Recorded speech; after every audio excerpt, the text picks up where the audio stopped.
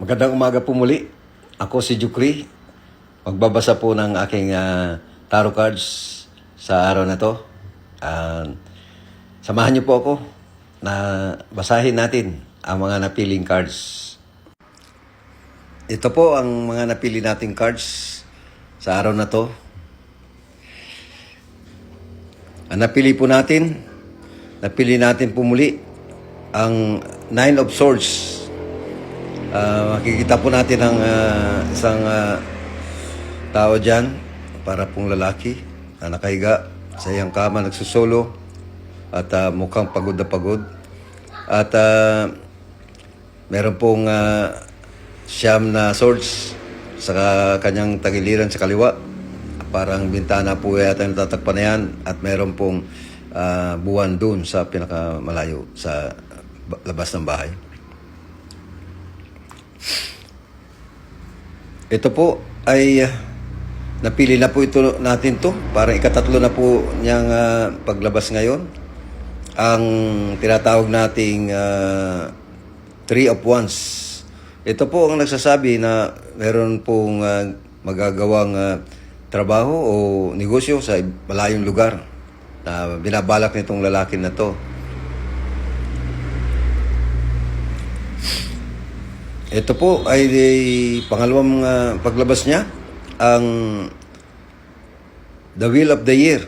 Mukha po yatang maganda ang sasabihin ng Wheel of the Year sa ating pagbabasa. Hingin po natin ang gabay ng ating Panginoon para mabasa po nating maayos ang tatlong cards na napili na noon ay napili po uli ngayon. Hindi po siya sinasadya. Talaga pong yan po ay dinukot sa grupo ng mga cards, siwa-hiwalay. Subalit, nagtataka po ako bakit po sila bumalik muli. Meron po siguro silang mas malalim pa na gustong sabihin para sa atin. Hingin po natin ang gabay ng ating Panginoon. Sandali lang po.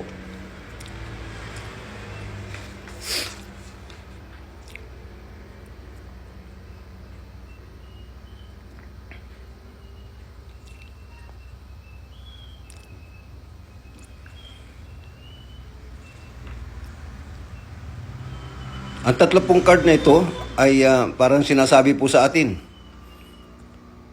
Sa nakikita ko po ay ang ibig pong sabihin ay ang una ay ang pagsusolo. Tayo po ay ako po ay nakakarinig, nakakakita, nakakaramdam na tayo ay sinasabihan na huwag kang matakot na mag-isang mabuhay sa malayo o sa isang bansa, sa ibang bansa. Lahat ng iyan ay may dahilan. At darating na sa iyo ang mga grasya ng Diyos na ipagkakaloob sa iyo ng dahan-dahan o mabilis man, biglaan man. Para sa iyo yun. Tanggapin mo. Ipinagkakaloob na ng Diyos sa iyo. Lakasan mo ang loob mo. Ang lakas ay nagmumula sa Panginoon. Tanggapin mo yan.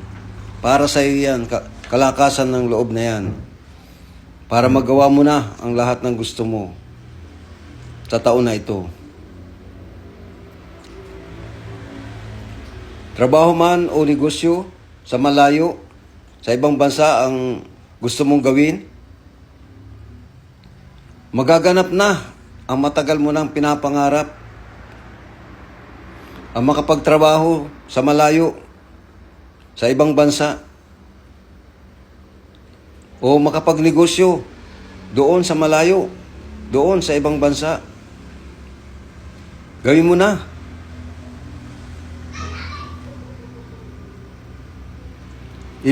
Mangarap ka. Pag-isipan mo. Pag-aralan mo na ngayon. Gawin mo na. Magagawa mo yan. Tutulungan ka ng Panginoon. Ipagdasal mo palagi sa Diyos ang mga pangarap mo, mga iniisip mo, mga plano mo sa buhay, ang mga gusto mong gawin. Hingin mo sa Diyos ang gabay. Tulungan ka na magawa na ang gusto mo. Lahat ng pinapangarap mo ay magawa mo na ngayon. Ang taong 2025, ngayong taong ito, ang sinasabi ng Diyos, ang pinakamaswerte mong taon. Panahon mo na ng pagbangon, paggawa, pagpapayaman. Kikilalanin ka na. Tapos na ang iyong paghihirap, pagtitiis. Panahon mo namang lumigaya.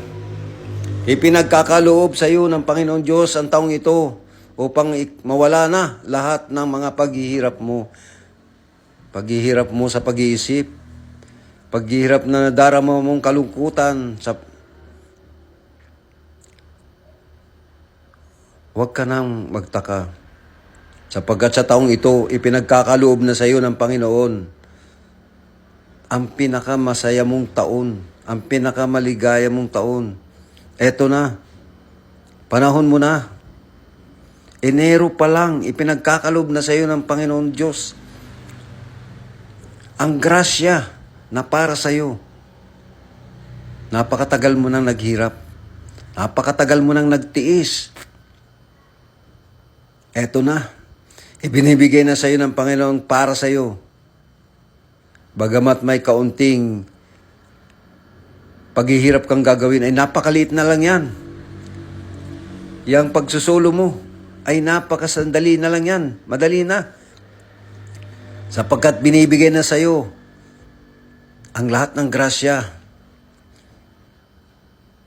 Ang lahat ng gusto mong mapuntahan, mapupuntahan mo na. Lahat mong gusto makamtan, makakamtan mo na. Ganyan. Kabait ang ating Panginoon.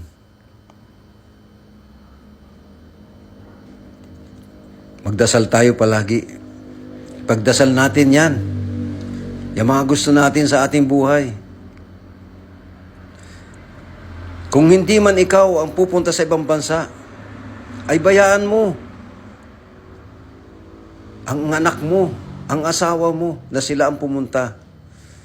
At ikaw naman ang magsusulo dito sa Pilipinas. Tanggapin mo yan, sapagkat para sa inyo yan. Kahit hindi ikaw ang pumunta sa ibang bansa, isa man sa pamilya mo, tanggapin mo sapagkat yan ay pinagkakaloob ng ating Panginoon. Huwag kang matakot. At sabihan mo rin kung ang mga anak mo o ang asawa mo ang pupunta sa ibang bansa, ay huwag matakot. Kung sila man ang magninegosyo doon sa malayo, o mag-aaral sila o magtatrabaho man doon sa malayo, ay payagan mo. Sapagkat yan ay pinagkakaloob ng ating Panginoon. Ipagdasal mo na lang ang kanilang kaligtasan. Ipagdasal mo na magawa nila ang mga tungkulin nila. Kung ano man yun, pag-aaral, pagtatrabaho, pagninegosyo, doon sa malayo. Hingin mo ang gabay ng Panginoon. Hingin mo ang tulong ng Panginoon upang maganap na ang lahat ng iyong pangarap, ang lahat ng iniisip mo. Ipinagkakaloob na ng ating Panginoon lahat yan para sa iyo. Mahal ka ng Diyos.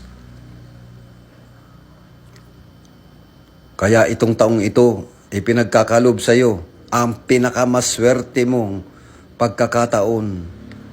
Pinakamaswerte mong panahon. Ipinagkakaloob na sa iyo ng Diyos. Ngayon pa lang, Enero pa lang, ibinibigay na. Tanggapin mo.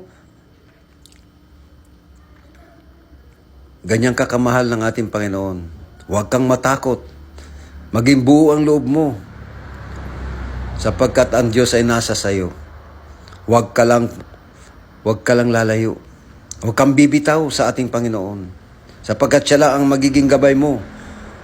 Siya ang magiging lakas mo. Siya ang magiging isip mo. Pagkaloob mo ang iyong buhay sa ating Panginoon. Lahat ng iyong gagawin, ipagkaloob mo sa Kanya. Maraming pong salamat. Ito si Jukri. Nagsasabi, samahan niyo po muli ako bukas sa pagbabasa ng aking tarot card. Bye-bye.